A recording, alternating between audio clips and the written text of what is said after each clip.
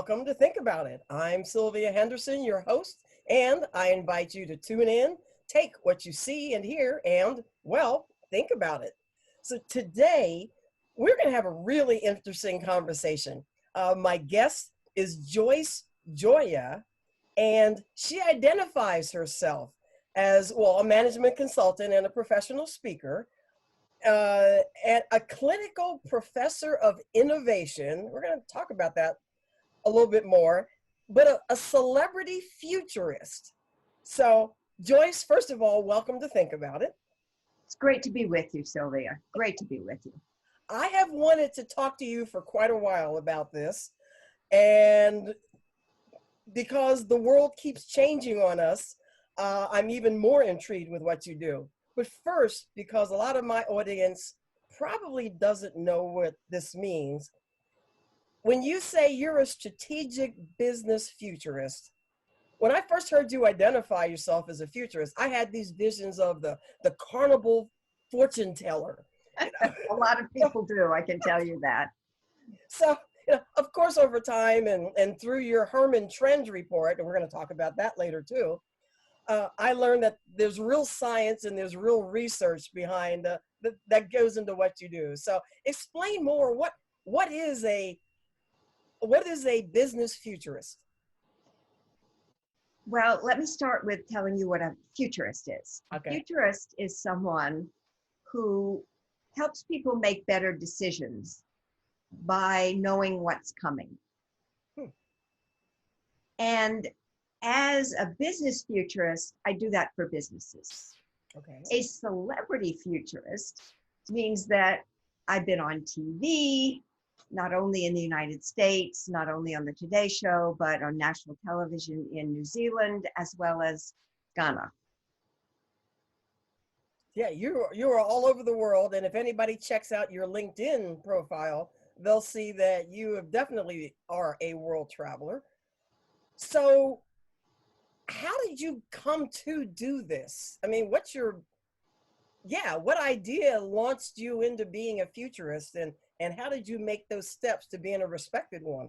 Well, I've always been curious about what comes next. Okay. And what I discovered when, at the age of 28, I was the publisher of The Complete Buyer's Guide to Stereo Hi-Fi Equipment. Say that 5 times fast, I dare you. I discovered that if I could tell my CEO clients what was coming next, that made me very valuable to them. And so I would read Kiplinger and Forbes and Wall Street Journal and New York Times, and I became a resource to my clients and discovered that it worked very well. And I was able to double advertising revenues 5 years in a row, simply by being a valued resource to my clients. Wow. Wow. So you must like to read. Well, I'll tell you, it's interesting. I think I never got out of one aspect of being a child. Children are very curious. And I find that I'm curious about everything. Okay. And that really supports me in the work that I do to prepare a weekly distribution that I send out to 29,000 people in 90 countries in 4 languages called the Herman Trend Alert. And I'm fond of saying that I love to play in a lot of sandboxes. So one week, under ordinary circumstances, I will cover the future of medicine. And another week, I'll cover the future of education. And another week, I'll cover the future of the workforce and workplace. Wow. So I learn everything that I can about that topic, and then I digest it into a trend alert and put it into around 400 words. It used to be 350. Now it's inching up 400. Sometimes it's 450. Thank you, translators. And send it out to the distribution. I have to finish it by Sunday night because I have translators who translate it into Spanish and Portuguese. Wow. And the one that goes out in Chinese goes out over Baidu. Wow. With Chinese characters? Oh yeah, of course. Wow. Well, I'd love to see what that looks like. Uh, so yeah, you cover, I mean, when I looked at LinkedIn, I thought, oh my gosh. So you cover, like you said, yeah, healthcare, software, direct marketing. That was interesting. Publishing, manufacturing, logistics, transportation. I'm like, wow, how do you get into all those topics? What I find interesting about what you just said, how many of us who speak professionally are told, go deep into your topic, know your topic, and how many that we know kind of don't do that. So, it pays. Yeah, well, I'm currently working. I'm currently working with a couple of amazing professionals, and I'll give them a plug here.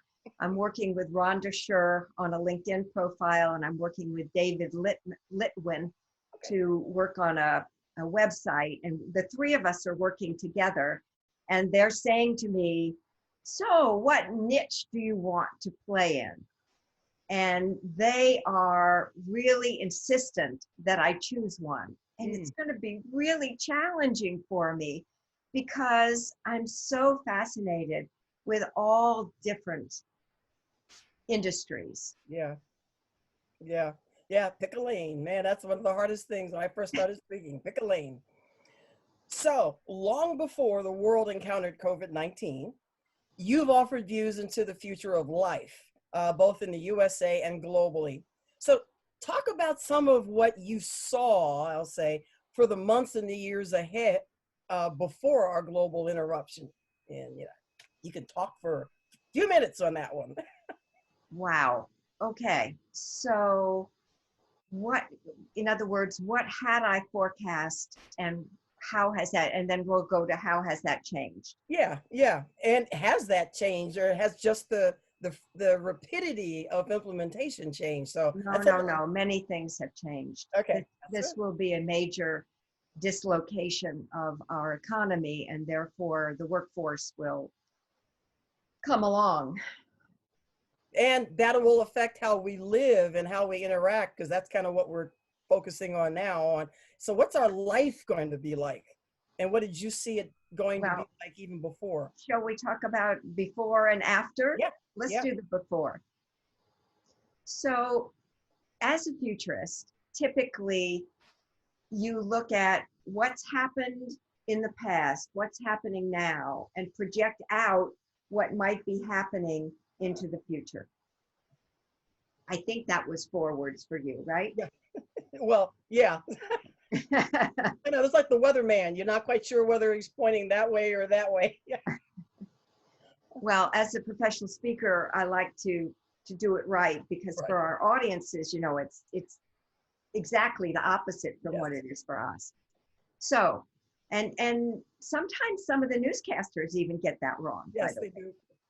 So typically we look at what's happened in the past, what's happening now, and project out a trajectory that does not show typically that things are going to be that different. We don't use the word prediction. A real futurist won't use the word prediction because it doesn't give us enough wiggle room. So we have a range of futures typically. And in fact, many futurists are looking at now forecasting the future in a different way using scenarios, using 4 different possible scenarios. Wow. And I'll talk to you about that in a second.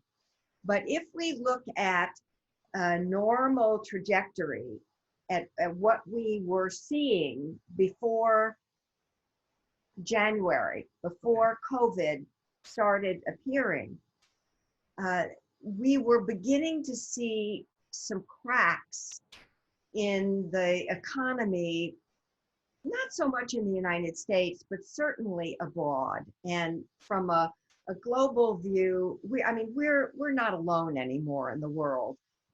We are all, in fact, still, and even more now today, part of the same economic ecosystem to a degree. And if you looked at that, we were in the United States in a very, very severe workforce shortage. Now, in 2003, Roger Herman, my late partner, and I wrote a book called Impending Crisis: Too Many Jobs, Too Few People. And in that book, using the data from the Bureau of Labor Statistics in the United States, it's a division of the Department of Labor, we projected that there would be a 10 million person shortfall by the year 2010. And then came the 2008 Great Recession. And that really changed that forecast. And we have come back from that and are doing extremely well in many ways, or were doing extremely well in many ways. And yet there was a shortfall of more than 6 million skilled workers here in the United States. We still have very critical shortages, especially in the health arena. And now it will be even worse because we're losing a percentage of our most valuable talent, the frontline nurses, the frontline ER docs, the frontline ICU people, nurses and doctors and hospitalists. We're losing them to the COVID crisis. And the first responders, yeah. And the first responders certainly as well, yes. Now that whole situation is a nightmare in terms of where we are today, in part because we have not seen in Washington, D.C. an appetite for supporting the cities and the states in the way that they need to be supported. And the truth is that the money could be there in a heartbeat if the federal government were willing to get its act together and float, I think that's the term, several bond issues, because the rate of interest is so very low right now. It would cost us very little to do that. And it's something that we really ought to be doing right now if we want to survive as a society that feels like we want to live here. Okay. Because without our first responders, I mean, who's going to respond when there's a fire? Who's going to respond when you think that your house is being broken into? And if there's no one there to respond, we're not going to be in good shape. There's going to be a higher level of insecurity. There's going to be a very different feeling. Many of the folks who are in those positions right now will be in our job market and possibly not able to get jobs, you know? So and that's okay. Go ahead. And that's going to be a problem. However, now, may I jump to now? Are you okay for me to jump to now? Yeah, and so I was thinking not only just that environment, but also how that's affecting the way we're living. What, I'm home with family. How is that affecting my life? Yeah. So we are going to need armies of contact tracers. Armies. I mean, 150,000 people to handle the contact tracing that needs to be done and will need to be done in the United States to get us back to where we need to be. I've actually written about it in my trend alert because I wanted people to understand where we are right now. And so I pulled information from the information about testing, about the 2 different kinds of testing, and I can get into that if you want me to. And the contact tracing and treatment and vaccines are coming next. But for right now, do you want me to talk about where we are now in terms of the US? Or So I'm gonna have to take a quick break. okay. So when we come back, maybe a little bit of now. I also want to know whether, some of the technology, maybe some other things that in our personal lives we may be looking at in the future, along with a little bit of now. So let's kind of move forward into the future when we come right back. So with that, Excellent. Thank you, Sylvia. with that, we'll be right back.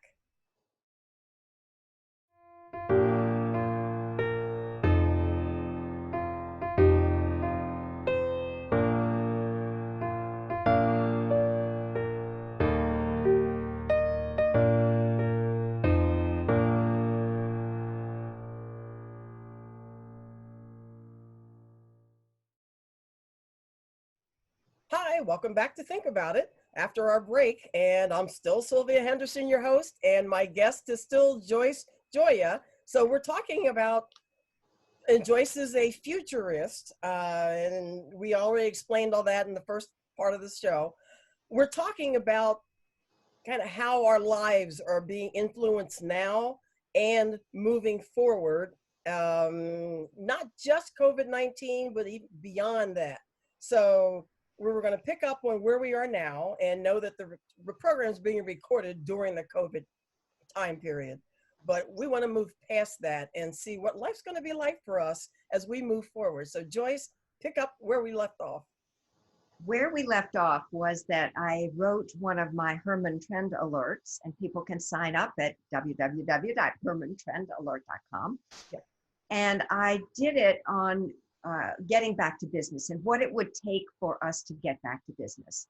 And I wanted people to understand that we will need a lot more testing so that we know who's infected, who's not. And then once we have that testing done, we will need to either isolate people if they're ill or quarantine them if they are infected and don't have any symptoms.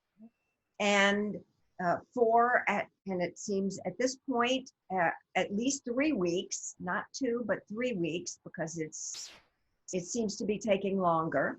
And once that happens, then we will need to also look at who that person has been in contact with and trace down them and make sure that they're quarantined so that they don't infect other people. Because sadly, this particular infection has a nasty characteristic in that people can be sick and not know it at all. So there's also a lot of talk now about antibody testing, but I will tell you, it's just basically, it's not worth it. Yeah. What it's good for is large populations and seeing what percentage of a particular population might have already had the infection and therefore have antibodies. But on a person-by-person basis, we don't know what it's worth. We don't know if it keeps you from reinfection. So I wouldn't even bother. So once we can get through all of this and we come back to a different way of living. Yes, we'll be socially distancing. We'll be wearing masks. My guess is that up until the time that I step on the platform in Alexandria, Virginia, to talk to the TRSA, which is the textile, well, they don't even call themselves that anymore, but It's the basically textile services company association. It's people who are the laundries and for hospitals and hotels, and they, you know, they clean the towels, they wash and dry the towels. Anyway, and other linens. And when I step on that stage in October, in the end of October, I'm guessing I will just have taken off a mask, and I will be looking at an audience of masked faces that will be socially distanced from each other. And there will be chairs that are 6 feet apart that are the audience. And for us as speakers, that's going to be a new normal. That's going to be a new experience for us to get used to. So And okay, just one more second. One of the things that works in an audience when people are sitting next to each other is that when one person nods their head, it encourages another person to nod their head. And as you well know, as a speaker, this is what we live for, that acknowledgement from audiences that they're with us. And it's going to be different because they're going to be separated physically by more space. And we're going to get used to, in all different ways, being separated physically with a greater amount of space. Yeah. And so where I was going, so do you think there will be technology? I'm thinking, technology up till now and the apps and everything else have all been geared towards touch screens and facial recognition and things that involve non-masked touching, shared. I mean, the shared economy with Airbnb and everything else. These are all aspects of life that I perceive are about to be, are going to change, be upended for future. Is that what you see also? And if there's a touch screen today at a rental car place or a hotel, you will see that there is a bottle of hand sanitizer or some sort of a wipe that's right next to it, so that before you've touched it, it can be cleaned off. It's going to slow down our checking into a hotel, probably. It's going to slow down other than the automatic things where you've arranged for it ahead of time with rental cars. But maybe it will also encourage more people to handle everything in advance. Like, for instance, when I go to my hairdresser, I'm going to be paying in advance so that I don't have to give her my credit card and wait while she swipes it and takes, does all that. I will have paid her on PayPal ahead of time so that none of that is necessary. Well, I can see ATMs disappearing because cash is not going to be, is going to be less and less. Well, that's an interesting point too. Yes. So, Yes. Fewer of us will be inclined to handle cash that has been handled by anybody else. Yeah. We oldsters who still use cash, that's going to be a challenge. A couple, I know time is moving on in our conversation today. There was one other question I was going to ask you, Sure. going to ask you, related kind of still to technology, but and ahead. So I love science fiction movies, and I'm a Star Trek. Who doesn't love science fiction movies, I know people. Sylvia? I know people. So I'm a Trekkie, Star Trek, and I think about how the communicators, the touch screens, the medical scanners, the needle-free injectors, the phaser guns, and some of that other future tech stuff from the 60s. I just dated myself. The future is here today. Is now here today. So what do you see that we think is, oh, that's far out, that's probably going to be more realistic in the future, tomorrow? Elon Musk is talking about sending a group of people on their way to Mars within the next couple of years. So it's a very brave new world. And yes, there's a lot going on in the medical arena in terms of scanning. Yeah. And we now have a little device that we can put right on our cell phones where we can attach it and we can take our heart rates, Right. and we can have a clinically valid EKG right there with the use of two of our fingers and our cell phone. So yes, these things are coming. And so, by the way, are treatments for all kinds of things, including COVID-19. And do you see the home family life changing at all, and what we do and what we use and how we communicate, or is that going to be sort of similar to where we are I now? think that people may be appreciating the family dinner in a different way than they used to. That would be nice. Because for many families with teenagers, people didn't sit down and have dinner together a lot before this sheltering in place situation happened to all of us. And I hope, it's my hope that people will, after this, continue to make it a habit that they do sit around the family table and have dinner together That would be more nice. often than they did before.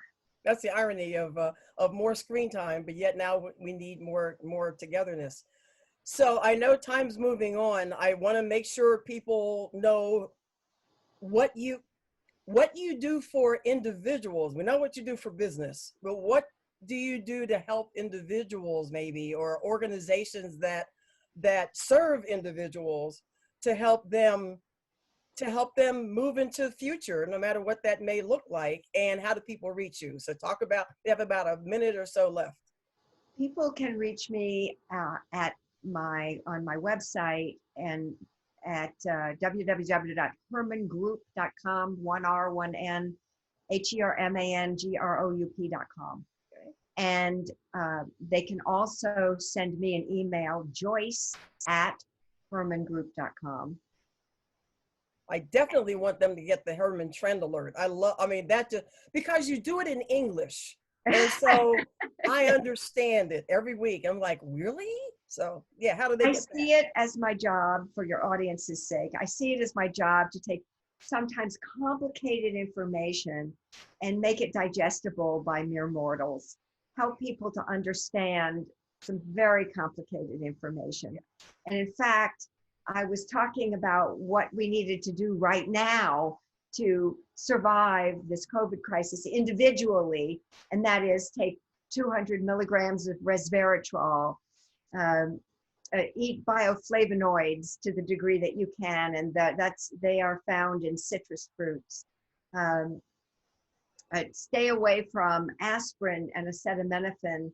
Acetaminophen is okay. Aspirin and ibuprofen are the two that feed the virus. And and please get to sleep at 11 o'clock or earlier, because it's that slow wave sleep that helps us to rejuvenate ourselves to feel better. So that sounds like, as we close, that sounds like a great piece of closing advice to do. Thank you, Joyce, for being on the show, for sharing some of the trends that you're seeing, and definitely to the audience, that trends alert is just great. So with that, I invite everybody to tune in, take what you see and hear, and, well, think about it. And especially as we move forward, to make a great day.